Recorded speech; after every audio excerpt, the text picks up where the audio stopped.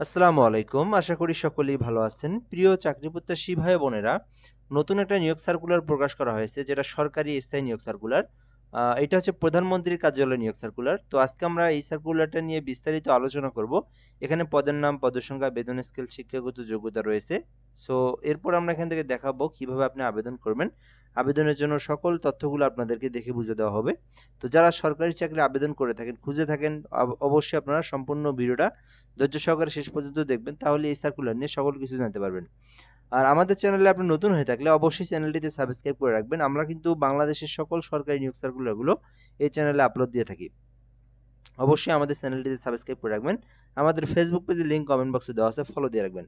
বাংলাদেশ অর্থনৈতিক অঞ্চল কর্তৃপক্ষ এর সাংগঠনিক কাঠামোভুক্ত নিম্ন বর্ণিত শূন্যপদ সমূহে সরাসরি নিয়োগের লক্ষ্যে বাংলাদেশের প্রকৃত নাগরিকদের নিকট হতে বিই যেটা বেজার টেইলর ডট কম বিডি লিখে সার্চ করবেন, আপনারা এই লিঙ্ক থেকে আবেদন করার জন্য আহ্বান করা যাচ্ছে। অর্থাৎ এটা একটা সরকারি স্থায়ী নিয়োগ সার্কুলার, যেখানে বাংলাদেশের যে কোনো জেলার যে কোনো প্রার্থী চাইলেই কিন্তু অ্যাপ্লিকেশনটা করতে পারবে। আর আবেদন করতে চাইলে অনলাইনের মাধ্যমে আপনাকে ফর্ম পূরণ করে আবেদন করতে হবে। এটা বাংলাদেশ অর্থনৈতিক অঞ্চল কর্তৃপক্ষ, যেটা প্রধানমন্ত্রীর কার্যালয়ে নিয়োগ সার্কুলারটা প্রকাশ করা হয়েছে। তো ১ নম্বর পদের নাম সেটা হচ্ছে কম্পিউটার প্রোগ্রামার, যেখানে গ্রেড ৬ একটি পদ রয়েছে। ৩৫ বছর পর্যন্ত আপনারা আবেদন করতে পারবেন এই সার্কুলারে। শিক্ষাগত যোগ্যতা চাওয়া হয়েছে যেকোনো স্বীকৃতি বোর্ড হতে, বিশ্ববিদ্যালয় হইতে কম্পিউটার সায়েন্স অথবা কম্পিউটার সায়েন্স অ্যান্ড ইঞ্জিনিয়ারিং অথবা ইলেকট্রিক্যাল অ্যান্ড ইলেকট্রনিক্স ইঞ্জিনিয়ারিং অথবা ইনফরমেশন অ্যান্ড কমিউনিকেশন টেকনোলজি বিষয়ে সংশ্লিষ্ট বিষয়ে অনন্য দ্বিতীয় শ্রেণী বা সমমানের সিজিপিএ সহ ৪ বছর মেয়াদী স্নাতক বা সমমানের ডিগ্রি থাকলে আবেদন করতে পারবেন। অর্থাৎ এই সার্কুলার আবেদনের জন্য এখানে যে ডিপার্টমেন্টগুলোর নাম দেওয়া রয়েছে, কম্পিউটার সায়েন্স অথবা কম্পিউটার সায়েন্স অ্যান্ড ইঞ্জিনিয়ারিং অথবা ইলেকট্রিক্যাল অ্যান্ড ইলেকট্রনিক্স অথবা ইনফরমেশন অ্যান্ড কমিউনিকেশন টেকনোলজি, এই সাবজেক্টগুলোর থেকে যারা ৪ বছর মেয়াদী অনার্স বা কমপ্লিট করেছেন অথবা ডিগ্রি কমপ্লিট করেছেন, তারা কিন্তু কম্পিউটার প্রোগ্রামে অ্যাপ্লিকেশন করতে পারবেন। আর এখানে শিক্ষাগত যোগ্যতার পাশাপাশি বলা হয়েছে যে কম্পিউটার অপারেটর সহ কম্পিউটার অপারেটর অথবা সহকারী প্রোগ্রামার পদে মিনিমাম ৪ বছরের একটা চাকরির অভিজ্ঞতা লাগবে।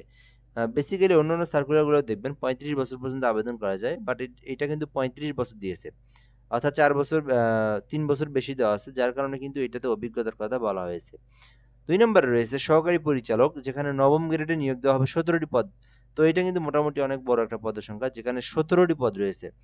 তো আপনি যদি এটাতে আবেদন করতে চান, এক্ষেত্রে আপনার শিক্ষাগত যোগ্যতা প্রয়োজন যেকোনো স্বীকৃত বিশ্ববিদ্যালয় হইতে যেকোনো বিষয়ে ২য় শ্রেণী বা সমমানের সিজিপিএ সহ স্নাতক বা সমমান ডিগ্রি থাকতে হবে। অর্থাৎ আপনি যদি আ একম শ্রেণীর স্নাতক ডিগ্রি এবং কম্পিউটার চালানোর অভিজ্ঞতা থাকতে হবে। অর্থাৎ এখানে যে বিষয়টা বলা রয়েছে, অনার্স পাশে আবেদন করতে পারবেন এবং একম শ্রেণীর মাস্টার্স ডিগ্রি থাকলেও আপনারা আবেদন করতে পারবেন। তো যারা অনার্স কমপ্লিট করেছেন তারা কিন্তু এই সহকারী পরিচালক পদে আবেদন করতে পারবেন। আর যারা ডিগ্রি করেছেন তাদের কিন্তু মাস্টার্স লাগবে। তারা কিন্তু মাস্টার্স পাস করলে সহকারী পরিচালক পদে আবেদন করতে পারবেন।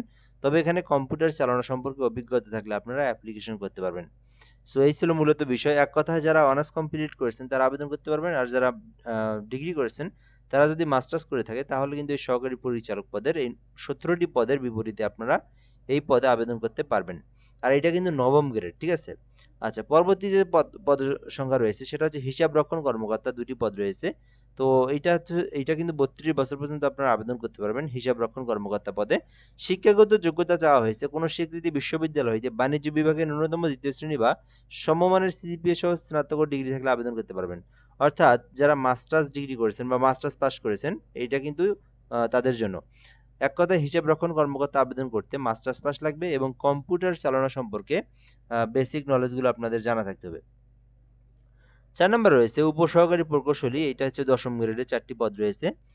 আর এখানে শিক্ষাগত যোগ্যতা চাওয়া হয়েছে সরকার কর্তৃক অনুমোদিত পলিটেকনিক বা ইনস্টিটিউট হইতে প্রকৌশল অথবা তড়িৎ কৌশল অথবা অটোমোবাইল অথবা ডিপ্লোমা ডিগ্রি সহ কম্পিউটার চালানোর অভিজ্ঞতা থাকতে হবে।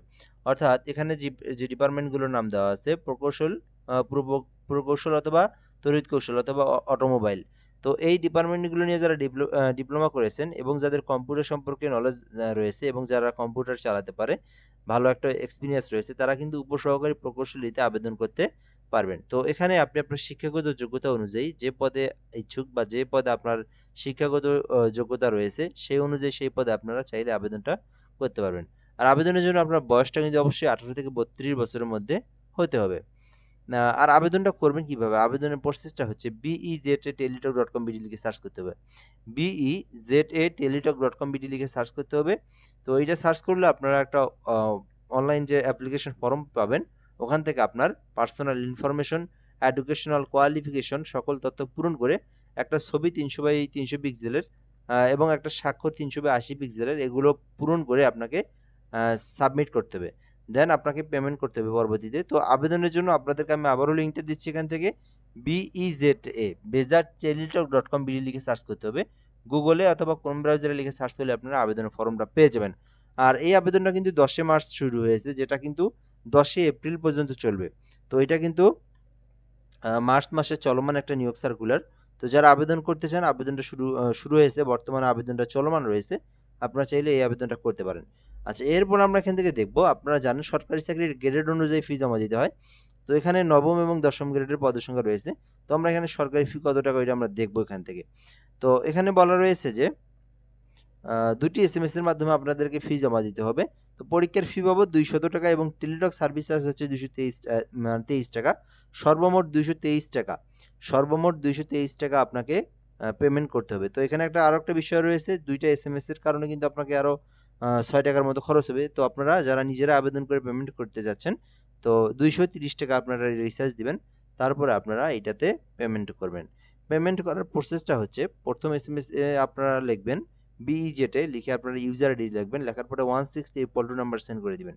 সেন্ড করে দিলে একটা পিন নাম্বার দিবে আপনাকে, এইরকম একটা পিন নাম্বার পাবেন।